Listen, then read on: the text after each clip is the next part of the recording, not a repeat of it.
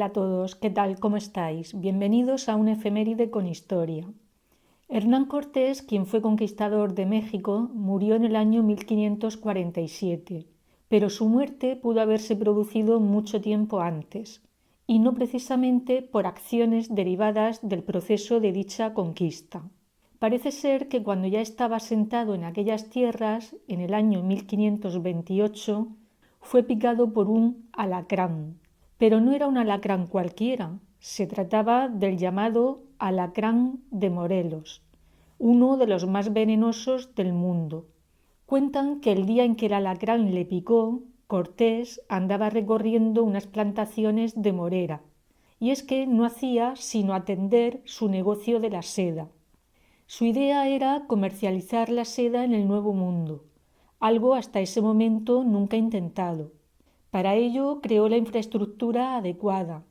Hizo construir una casa en Yautepec, en donde se cuidaban los capullos de los gusanos traídos desde España, y en donde también se hilaba la seda. Pero los gusanos necesitaban comer, y de ahí sus cultivos de morera. La picadura del alacrán fue de tal gravedad que Cortés le pidió a la Virgen de Guadalupe, de su tierra natal, de Extremadura, en España, que si lo salvaba de la muerte le haría entrega de una rica ofrenda. Esta no era la primera vez en que la vida de Cortés era puesta en manos de la voluntad divina, porque Hernán Cortés, de niño, fue bastante enfermizo, y en una ocasión, encontrándose en trance de muerte, su nodriza escogió al azar, entre los nombres de los apóstoles, el de San Pedro, para que intercediera por él. Se hicieron misas, se rezaron oraciones y sanó.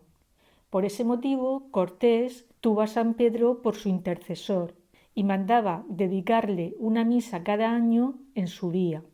Esa profunda religiosidad, por su propia experiencia personal, siempre le va a acompañar.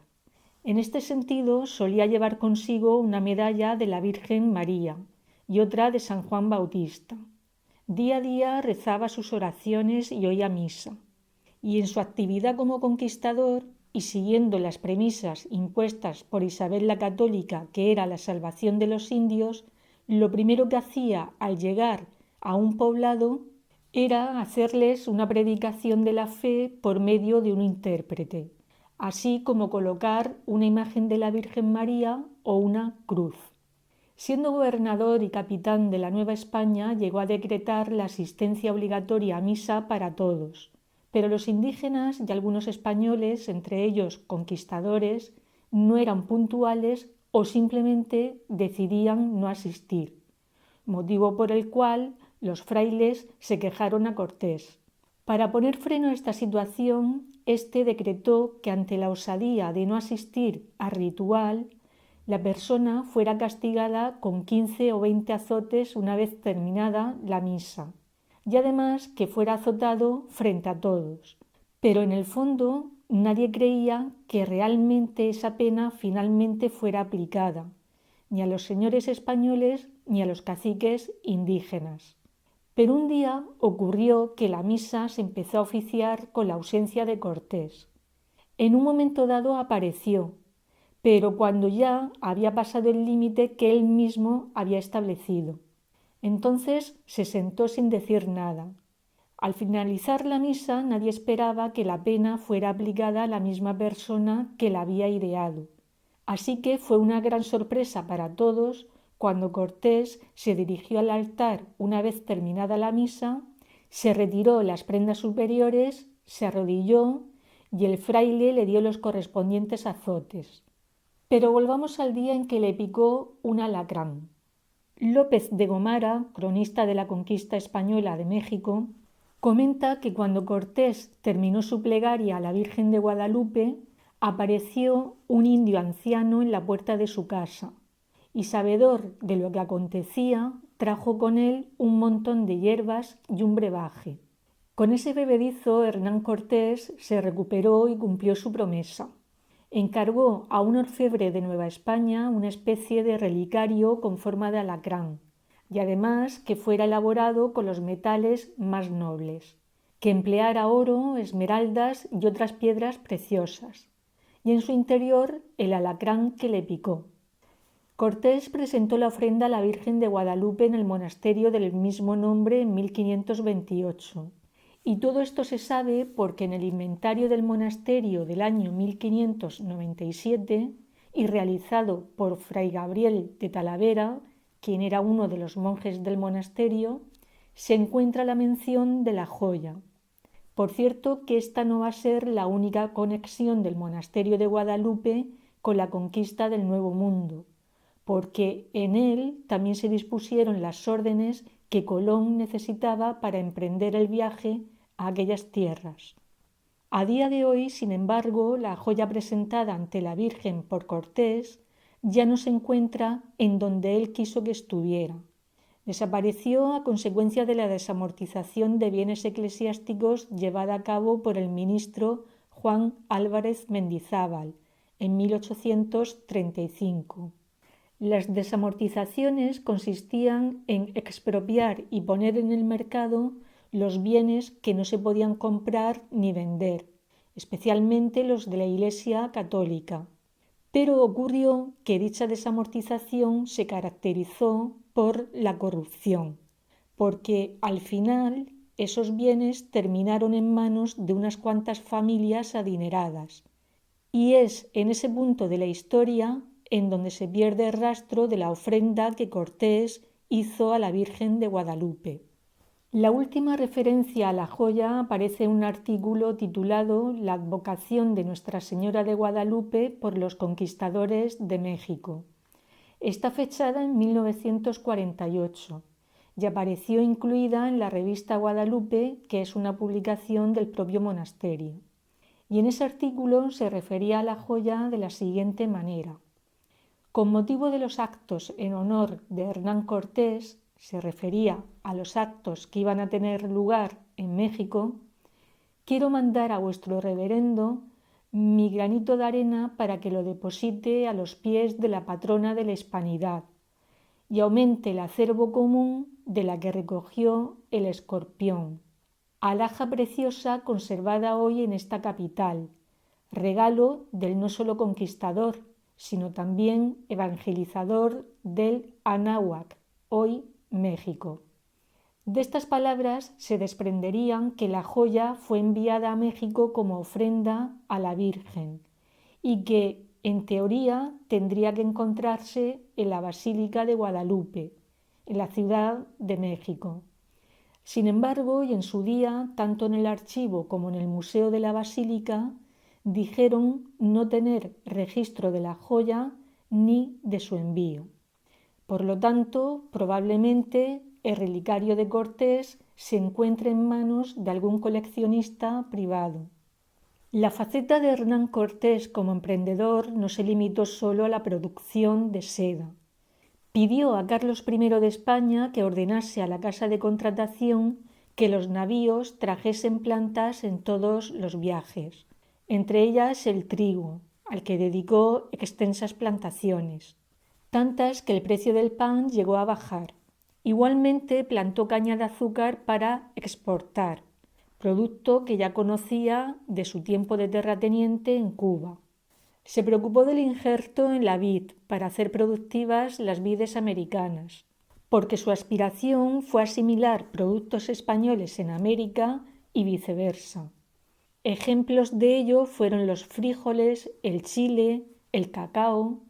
Sobre uno de estos productos hay una anécdota, y es que tuvo una forma muy curiosa de presentar en España el caucho. Lo hizo aprovechando su venida a España para cumplir con la promesa hecha a la Virgen de Guadalupe, y no se le ocurrió otra cosa que hacer una exhibición del juego de pelota mexica en la fachada principal del monasterio de Guadalupe, y lo hizo empleando una pelota, y esa pelota era de caucho seco. Por cierto que este no será el único juego que aprendió de los mexicas. También aprendió a jugar al totoloqui o totoyi. Este juego consistía en una especie de bolos. El trasvase de productos entre ambos continentes se va a revelar muy importante cuando rescate la farmacopea mexica para España y la fusione con los avances castellanos. La buena marcha de sus negocios le permitió que, después de hacer todos los pagos pertinentes, como fueron el pagar a su ejército o a quienes le ayudaron a financiar su expedición desde Cuba hacia México, dispusiera de capital para hacer regalos a rey Carlos I de España, o para pagar bergantines, o bien para costear las fiestas por la tregua de Niza entre España y Francia en 1538, por sus disputas por los territorios italianos. Igualmente costeó de su propio patrimonio la edificación de un hospital para atender a los enfermos, tanto españoles como indígenas. Fue su manera, como él mismo manifestó, de paliar cualquier culpa o cargo sobre su proceder ante los enemigos derrotados. El hospital nació con el nombre de la Concepción de Nuestra Señora, para después ser conocido como el Hospital de Jesús Nazareno. Fue construido en 1524 y a su lado también se levantó una iglesia. Y curiosamente, el lugar que eligieron para su ubicación fue el lugar donde Cortés y Moctezuma se encontraron por primera vez en 1519. Hernán Cortés ha pasado a la historia como conquistador y descubridor. Todos sabemos de su viaje a México, de su llegada a Tenochtitlán, que era la capital del Imperio Azteca, y de algunos de los acontecimientos que se vivieron en la conquista de México. Pero lo que puede que no se sepa es que lo sabemos de primera mano, porque fue él mismo quien, a través de las llamadas cartas de relación y que dirigía a Carlos I de España, dejó constancia escrita de todo lo que iba viviendo en el Nuevo Mundo. Pero esas cartas no solo tienen un gran valor histórico, sino también literario, porque Hernán Cortés, aunque no llegó a finalizar sus estudios en la Universidad de Salamanca, sí que estudió durante algún tiempo latín y gramática, algo que le permitió conseguir las habilidades necesarias para ser un buen escritor, tal y como le reconoció su compañero de armas Bernal Díaz del Castillo. Este decía sobre él que había nacido tanto para las letras como para la acción. Sin embargo, no obtuvo de su rey Carlos I el mismo reconocimiento, y así, al final de sus días, se sentía solo en España, desde que llegara en el año 1540. Corrían malos tiempos para el conquistador. Tenía una treintena de causas abiertas en los tribunales, y lo más importante, estaba pendiente de un juicio de residencia. Un juicio de residencia se refiere a la justicia o no de los gobernantes con los gobernados. Y en este sentido, Cortés fue cuestionado sobre la adjudicación de grandes cantidades de oro, sobre la posesión de esclavos indios, y debido precisamente a este juicio de residencia que tiene pendiente, no se le va a permitir volver a Nueva España. En tal situación escribe al monarca una carta que refleja cómo se sentía en 1544. Esa carta dice así: «Pensé que haber trabajado en la juventud me aprovechara para que en la vejez tuviera descanso. Y así ha 40 años que me he ocupado en no dormir, mal comer, traer las armas a cuestas, poner la persona en peligro, gastar mi hacienda y edad, todo en servicio de Dios, trayendo ovejas a su corral y acrecentando en nombre y patrimonio de mi rey y trayéndole a su real cetro muchos y muy grandes reinos y señoríos ganados por mi propia persona, sin ser ayudado de cosa alguna». Ahondando algo más en la relación entre Carlos I y Hernán Cortés, hay una anécdota que contó el historiador, escritor y filósofo Voltaire. Y es que un día Cortés, no pudiendo tener audiencia del emperador, se abrió camino por entre la multitud que rodeaba la carroza del monarca y subió al estribo.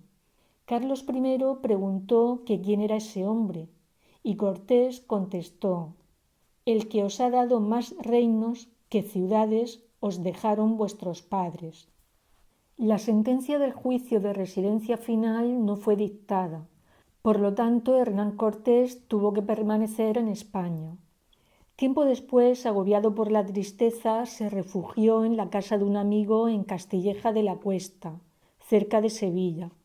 Allí, afectado por la disentería y pleuritis, murió el 2 de diciembre de 1547, cuando tenía 62 años.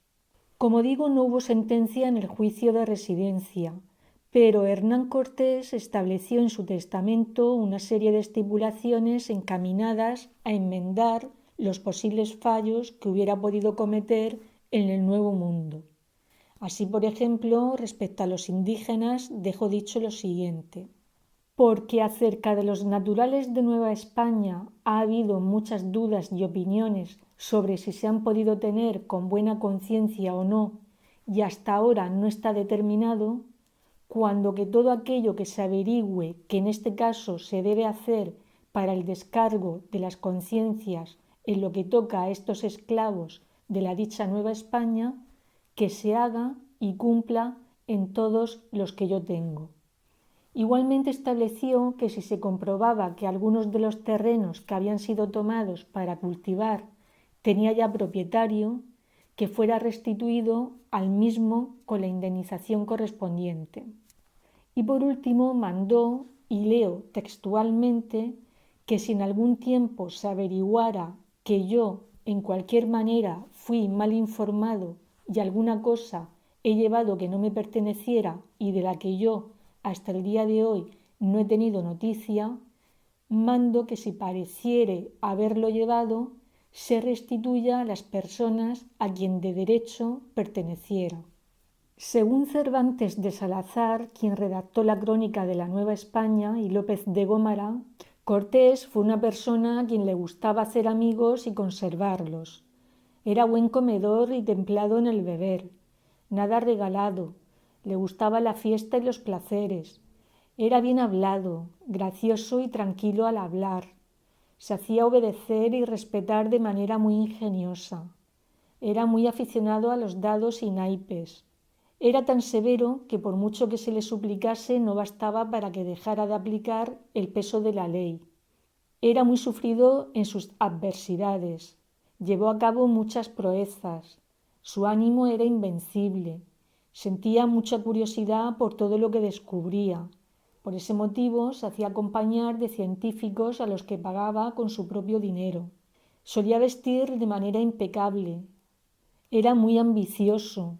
Sus negocios no se limitaron a las plantaciones, que lo convirtieron en el principal suministrador de trigo, azúcar, vino, fruta, maíz y cacao de la Ciudad de México. También triunfó como ganadero, y en la base de su éxito estaban las mejoras que introdujo en la organización y administración de las encomiendas. Pero Cortés no solo supo rentabilizar sus negocios, sino invertir convenientemente los beneficios de esos negocios. Así invirtió en propiedades inmobiliarias, convirtiéndose en el dueño de más de 50 casas, talleres y almacenes de la principal calle comercial de la Ciudad de México. Y con las rentas de esas propiedades explotó minas de oro, plata y cobre. A pesar de toda esta actividad, todavía le quedaba tiempo para dedicarlo a las mujeres. Tanto es así que a este tema le voy a dedicar otro vídeo. Así que hoy podemos terminar con un continuará.